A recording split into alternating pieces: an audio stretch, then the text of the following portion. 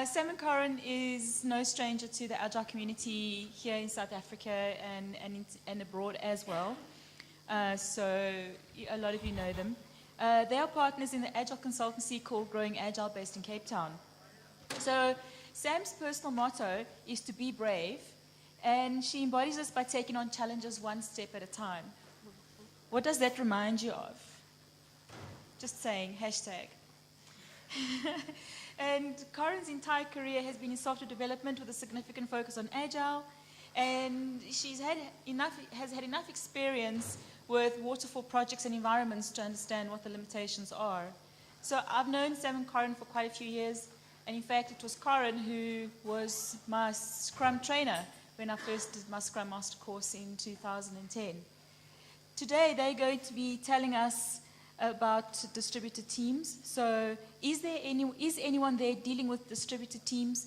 Please welcome Sam and Corin with Is Anyone There Dealing with Distributed Teams?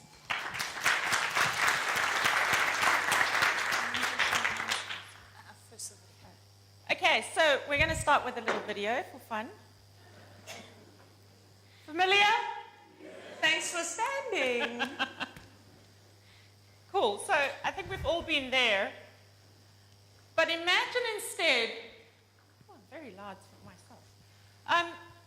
If you could hire the best people for the job from anywhere in the world, and it wouldn't matter where they live, you wouldn't even have to convince them to move to a different country. Imagine you could work for anywhere. So you go on a business trip with your spouse to Australia and you can still work, so you don't have to take leave to do that. Imagine that when you're sick, but there's a crucial thing happening in the office, you can just work from home and you don't have to make everyone else in the office sick because you have access to do everything you need to do from home. Imagine if you never ever sat in traffic ever again. Who's in a happy, warm place right now? Woohoo! Yay!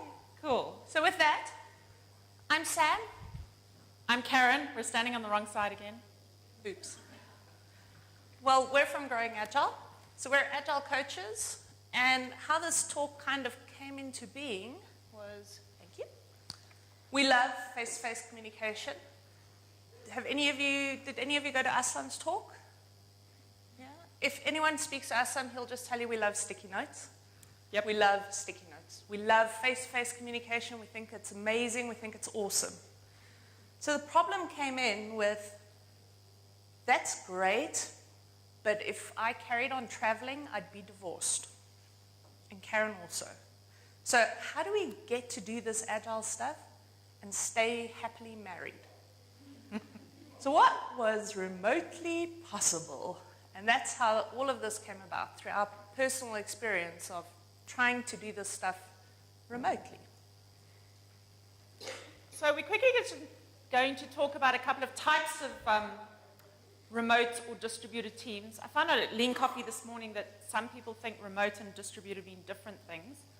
So we mean anything where you're not in the same room. So if co-located is within 6 meters of someone, we mean everything else. Yeah. So there's one option which you might just call remote, which is you're all actually in the same time zone and maybe even in the same city, but sometimes you choose to work from home, or maybe you're in Cape Town and Joburg, but so you can get together if you want to, but most of the time you just don't. Then we have ones where there's quite a bit of overlap, so you could have kind of Western and Eastern Europe, so kind of maybe 5 of your hours of the day, they've got some overlap, so you've got quite a lot of things that you can do together. And then we have things like New Zealand and South Africa, we have some experience with that, where there literally are no working hours that overlap. So we even tried to do a coaching call with someone in New Zealand, someone in South Africa, and someone in Canada. That was fun. Quite special. So depending on which of these situations you find yourself in, there's some different techniques that work. So we're going to just talk through some things that we've found have helped. And we've kind of, obviously the things you do in the same time zone, the things you can do with no overlap, you can do with the same time zone. But the ones in the same time zone are maybe harder to do if there's no overlap. So same time zone, focus on your technologies. So think about what technology you're using. This would be synchronous communication. So you're able to pick up the phone and have a communication. instantly. You don't have to fire an email and kind of forget and wait for it to come back because you're in the same time zone. A great example of this was one team, they had a lot of money. So the whole one wall in their team room was a video wall. And it was a video wall to the team over there. In another country. Another country. Karen's in another country. But because it was a video wall, I could see who was sitting there, and I could walk up to the wall and call Karen over and have a conversation with her. I could walk up to my wall and almost say hello. as if we were in the same room. But there's just, a few countries between us. Sam and I actually do this sometimes when we often work in the same office. We work at Sam's house, but sometimes there's a reason I need to stay home, like recently when I couldn't drive because I broke my foot. And what we would just do is just run a Skype channel, like a Skype chat, the whole day. In the background. So when you're talking to yourself and you're like, I'm trying to do that thing and I don't know and what's happening, or I'm going to go grab some tea. All of that information is just shared instantly because the other person's listening to you without you having to think, oh, I better tell Sam I'm going to go grab tea, so I'm going to be offline for 10 minutes. So having some way of background communicating what your thought process is, being able to quickly see if that person is there or not, take a lot of the difficulties out of the fact that, well, are they at their desk or they're not at their desk? If you have partial overlap, you want to make sure you're using that overlap in the best possible way. Most teams, if they have partial overlap, what they do in that time is they have a stand-up. That's the worst way to use that time. The most difficult thing we have in Agile is shared communication and shared understanding. So use that time to rather have a grooming session, to really understand how you're going to work as a team, not to have a stand-up to tell each other what you're doing. You can do that in an asynchronous manner using email or Slack or some other channel. We recently coached a group of product owners, but the product owners are all based in the US, and the teams are all based in either Europe, India, or South Africa. And their biggest takeaway from this was, why am I spending my few hours I have with the team listening to their stand-up when I don't care? And they changed that immediately to rather spend the hour or two that's overlapping to do backlog grooming sessions. They realized as product owners that's the most valuable time they could spend with the team. And if the team needed anything from them from their stand-up, they'd send them an email or type a message in Slack that they could get to later. So that's the asynchronous communications. So I'm going to talk about the video, which is in no overlap, because it also works for the partial overlap for the parts that you're not overlapping. So for things like, a lot of people also want to use it for a review or a demo. It's much easier for you to create a video of what the team's done and send that on and get feedback on that video than it is for you to use your very valuable 2-hour overlap time to have that demo. Because then people can watch that video over and over and over again and send you a list of things that you can then, in your 2-hour overlap, talk about. Imagine you leave this conference and you go back to work and you have to tell someone what our talk was about, and you have to now write up an email to explain to them what the talk was and then send it and hope sure they understand the context. What if you could just link to the video that's being recorded and say, hey, this was really cool, you might have some ideas. Less effort for you, much higher bandwidth communication. Another idea, if you're in 2 totally separate time zones, think New Zealand, South Africa, and you're working on one team, at the end of your day, take a video of your stand-up and send that to the other team. The first thing they do is they watch the video. They automatically now get the context of where you were. They also get body language, your mood, your facial expressions, all of that yummy stuff. And at the end of your day, you then do a video. It's a much richer form of communication than typing everything in an email. It's interesting that we share this as a tip for if there's no overlap in time zones, because the first team we heard doing this were actually all working in the same office. But they approached us with the problem that how do we have a stand-up when none of our teams work at the same time? We're like, well, how do they not work at the same time? Well, we run a 24-hour testing shop, and so we run 3 8-hour shifts. And so at the end of my shift, a new team starts and takes over the tasks, mid-task that I was doing, and when I come back 16 hours later, 16 hours of work have happened. How do we sync up? And so this video technique was something that they did to share information. Another thing is to rotate one person out. So have one person in the team take the hit for a sprint, for example. So one person works 6 to 8 in the evening to do a handover to the other team.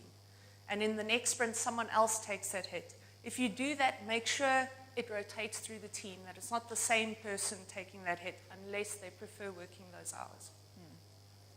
Again here, if you have something like a specialist role in one area, like a product owner, this was also a story from India, a team who worked in India, the whole dev team was in India and the product owner was in the States. And they found that actually by employing a business analyst in India who was willing to work later hours and have some overlap with the States, they were basically allowed, they could reduce their question time and the kind of impact on the team waiting for stuff enough to pay for this guy's salary. So they highlighted how long it was taking every time the dev team had a question and had to wait 24 hours before they could get an answer and then do anything on it. So instead, having one person bridge that gap really made it a lot easier for them. I'm just going to quickly talk about the teams and sub-teams. If you are working in a big team and you're trying to all work from all over, a good technique, I think Buffer used it, they had a great article recently, is sub-team on one story with people in a similar time zone. So we might all be one big team, but Sam and I who work in the same time zone are going to work on this story, and Sebastian and Felicity who work in the American time zone are going to work on that story. So where you need high bandwidth communication, use someone closer to your time zone. And where asynchronous will work better for things where there's a little bit more, you can have a delay and it's not going to have an impact. That's kind of how you want to think about splitting up your work and how you work together. Okay, so we're going to give you some top tips for distributed meetings. Hands up if you hold distributed meetings today. Okay, great. These are our tips to avoid the video we just saw. Okay, first tip, use good tech. So we are in a country that suffers from low bandwidth. So think about your tech carefully. If you're in a big corporate, you have to think about it even more carefully because a lot of these things are blocked for you. So well, before you say anything, does anyone here work for the IT department police who block any tools? Okay, don't mention the tool that's currently not blocked in South Africa, Sam. Okay, never mind. But read the slide carefully. Okay. So think of things like headsets. Invest in headsets that have little speaker things so that you've got better sound and better quality sound over the line. We've got a little USB speakerphone that plugs into our iPhones, and we can use that because it works much better than putting your iPhone on speaker. Can you use Bluetooth as well? Yeah? So if you've never heard of BoardThing, it's like an online whiteboard tool. Google Drawings works as well, very collaborative. Lots of people can climb on it and add their own things. You particularly want to look at tools like Trello and BoardThing where it's updating for everybody and everyone can see and interact with the thing at the same time and see the updates. The next thing that we recommend doing is having working agreements around your calls and around your distributed meetings that are going to help you work better. A technique I learned actually from Lisa Atkins, who Henry just mentioned, is called bottom lining. So when we meet face-to-face, we like to tell stories, we like to elaborate. It's okay, everyone can come along for the journey. Karen, bottom line that? Oh, but I need to get to the point. So when we have a short amount of time, we want to get to the point quickly. Don't share the whole thing. Why is this important? Next thing is to have a rule about talking over. You saw that in the video. But what do you mean, Sam? I was going to do I'm getting this. there. Just be patient. Okay. So have a rule that when that happens, whoever's facilitating the conversation will decide who speaks. So whoever's convened the meeting, if they're facilitating, they go, Karen, I'd like to hear from you now. Oh, can I talk now? Thank you so much, Sam. I'm done now, thank you. Well, you're doing the next one. Oh, am I doing the next one too? Okay. Cool, disaster plan. Apparently, because that video was made in America, this happens there too, but it seems to happen an awful lot to us here. If your first technology when your first technology fails, everyone should know what the protocol is for the next technology, and if that fails, the next technology. So you don't spend all your time on the call going, oh, are we on the right call? Oh, no, another call, another group is using the same access code for this WebEx. Oh, we only have one access code. How are we going to decide whose call this is? Well, well, we came to the meeting first. I've been in there. You're laughing because you were in the meeting too. I can't hear anything. What do I do now? I'll type in the chat video.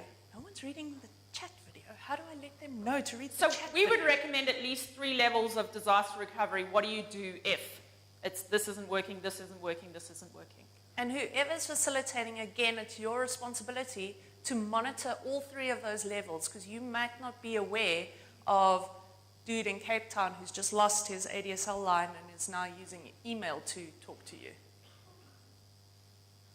Okay, last one up, silence. You need to be comfortable with silence on calls. It happens a lot. Silence is not a bad thing. You don't have to fill it. So get comfortable with there being quiet time on a phone call. It's fine. We don't have the verbal cues that we have in person. I can see Sam's finished talking. I'm now going to start talking. So actually, when we're trying to be more respectful and not speak over, what you do is get these long pauses in silence. Get comfortable with it. It is better than the alternative. But make sure people are comfortable with it so they don't all rush to speak and kind of talk over each other. Good voice trumps bad video, particularly in our country. So instead of me going, just cut the video and have a conversation. What we've also found is that if there's no video and you're just talking, it builds trust. People start respecting each other more, and they start listening to people more because they have to listen for the gap in conversation in order to talk.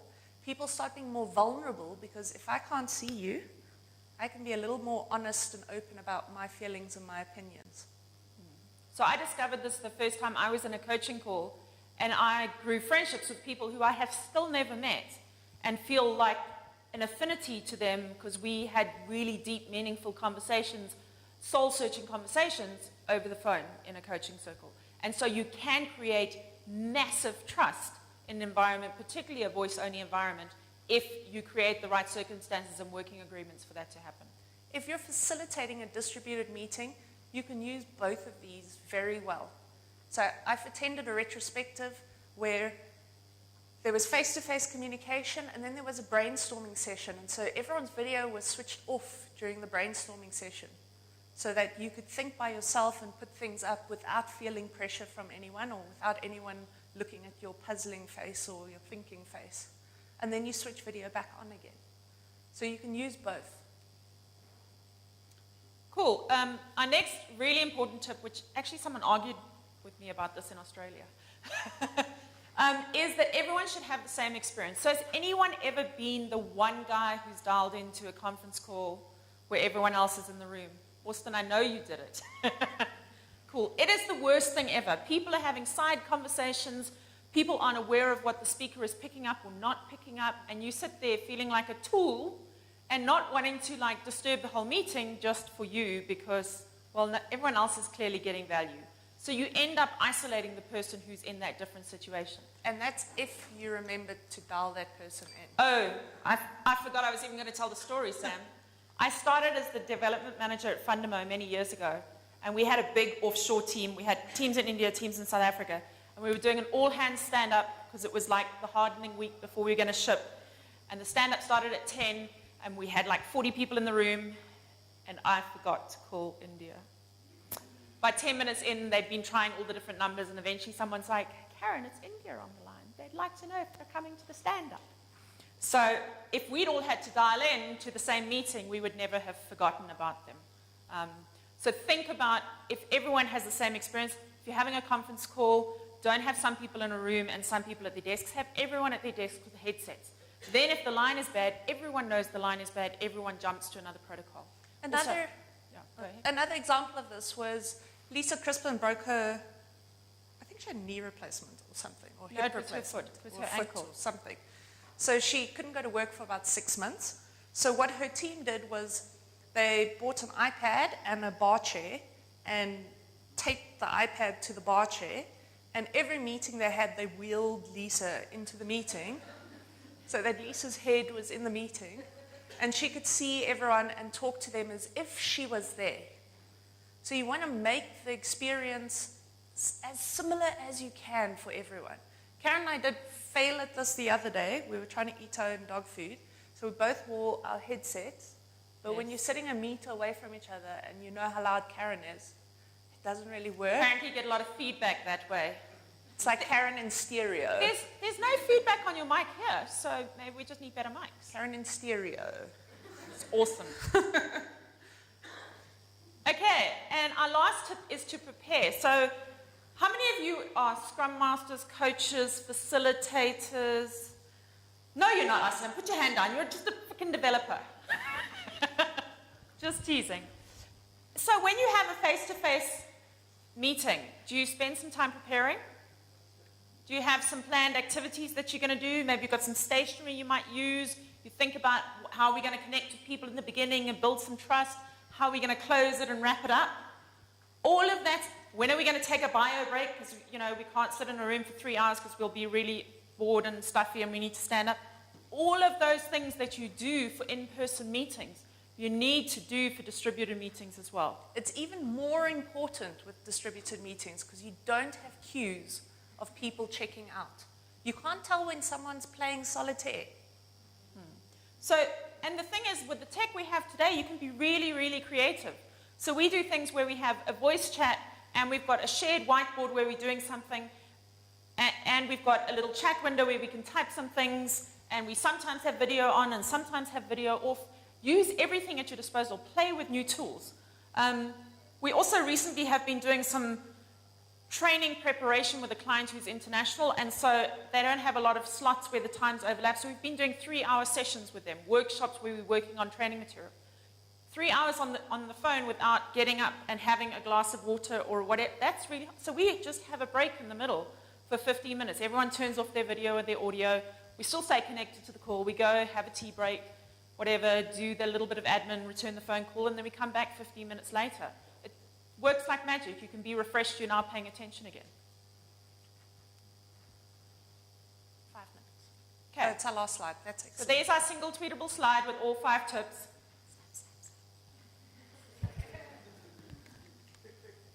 Questions? Yes.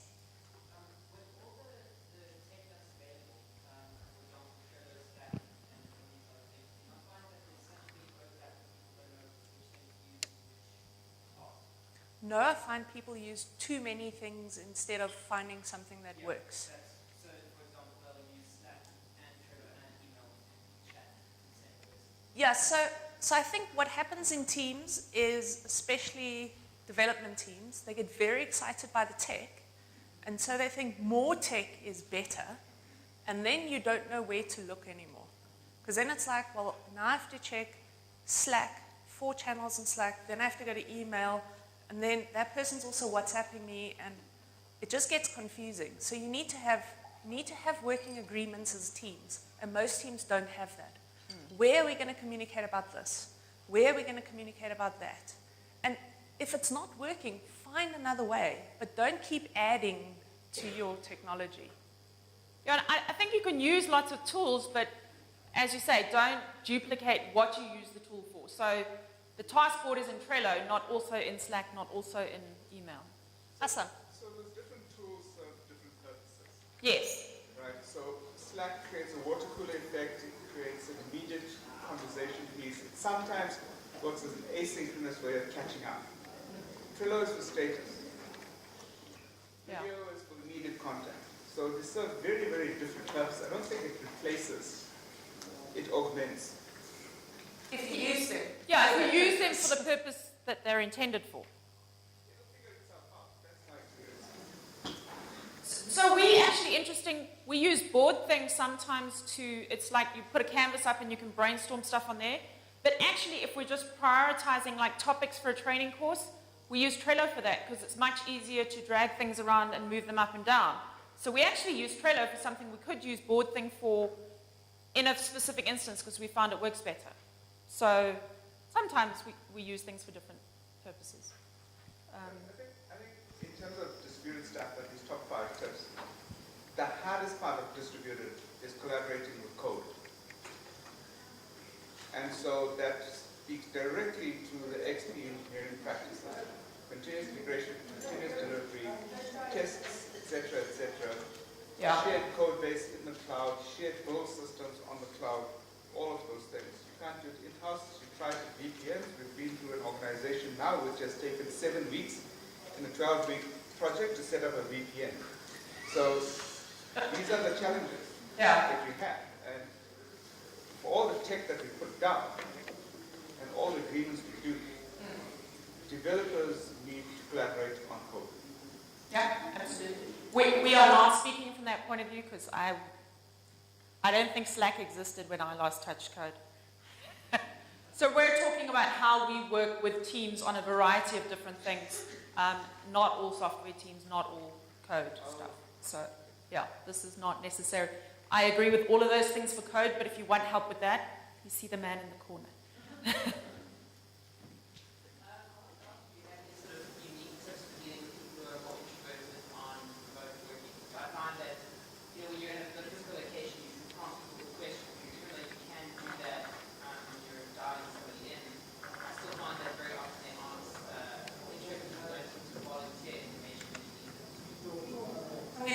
Slightly. So I'm going to say be cautious of cultures as well. So a lot of people have teams all over the world, or team members all over the world, and different cultures deal with things differently, and some of them are very introverted cultures. So if you pose a question, America is very happy to answer immediately. South Africa is very happy to answer immediately. India is going to be pretty quiet. Eastern Europe's probably going to be a bit quiet. So you have to, if you're the facilitator, you have to figure out different ways, exactly like you would in an in-person meeting. Instead, have everyone write their stuff in, I don't know, on-board thing on stickies. Everyone can write their own things and put them up. So that they're not faced with the, I have to speak immediately. So you slowly build those things in. The great thing you can do with board thing as well is it's anonymous who wrote the sticky. So if people want to put up things to talk about that, they don't necessarily want to say, well, I said that, or someone's going to point out that you said that, you can do that, that's possible. So I don't know if that's needed in your environment, but sometimes that. We often have things where people just are shy to talk, but they'll happily chat in a chat window, so give them the option. Yeah, so they won't say anything for the whole call, they're very active in the chat window. Yeah. That's okay. I once worked with some guys in South America, and if we spoke on the phone, I couldn't understand a word they were saying, but if they typed it, it worked fine. So we would have scheduled Skype calls, but they would just text because we understood each other better. But the synchronous thing was important. So we did synchronous typing. Okay, one more quick question. Just flick to our next slide. Is there more? Okay, Oh, there's one there. we can take one.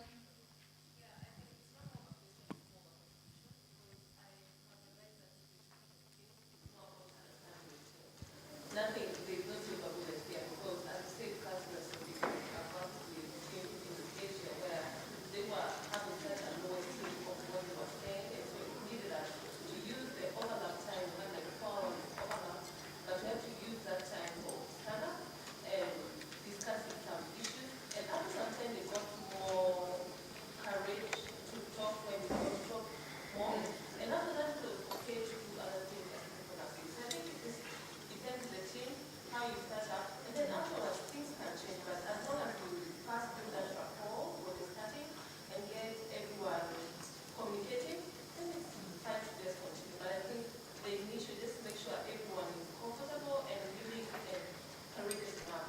So building that team spirit and the trust in the team, even more important with distributed teams. And most people spend no time doing that. And that makes every meeting more difficult. Yeah, so that stuff often happens in the hallways or at lunchtime. With a distributed team, you have to plan for that to happen. So maybe you have calls just focused on building rapport and building trust. Please go to remoteagilecoach.com. We've got some videos up there, more tips for you. We've got links to a whole bunch of stuff that you can try out, articles, blog posts, tools, etc. Yeah, that's it. Thank you.